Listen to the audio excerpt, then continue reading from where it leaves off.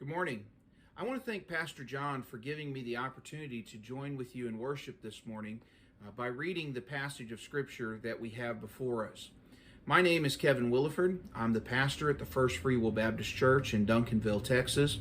I'm also the clerk for our Texas State Association and an adjunct professor for Randall University. Our scripture passage this morning comes to us from 2 Corinthians chapter 10.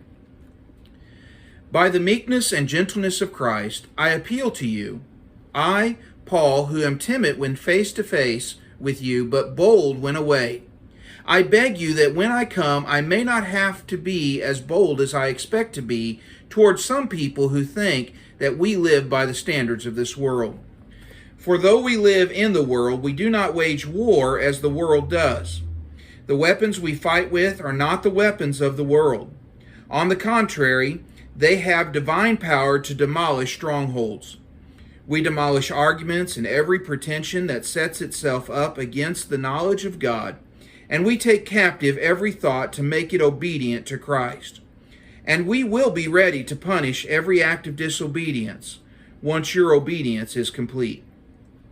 You are looking only on the surface of things. If anyone is confident that he belongs to Christ, he should consider again that we belong to Christ just as much as he. For even if I boast somewhat freely about the authority the Lord gave us for building you up rather than pulling you down, I will not be ashamed of it. I do not want to seem to be trying to frighten you with my letters. For some say his letters are weighty and forceful, but in person he is unimpressive and his speaking amounts to nothing.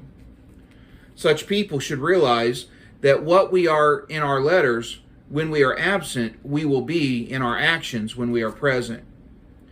We do not dare to classify or compare ourselves with some who commend themselves. When they measure themselves by themselves and compare themselves with themselves, they are not wise. We, however, will not boast beyond proper limits, but will confine our boasting to the field God has assigned to us, a field that reaches even to you. We are not going too far in our boasting, as would be the case if we had not come to you, for we did get as far as you with the gospel of Christ. Neither do we go beyond our limits by boasting of work done by others. Our hope is that as your faith continues to grow, our area of activity among you will greatly expand, so that we can preach the gospel in regions beyond you. For we do not want to boast about work already done in another man's territory. But let him who boasts, boast in the Lord. For it is not the one who commends himself who is approved, but the one whom the Lord commends. May the Lord bless the reading of his word.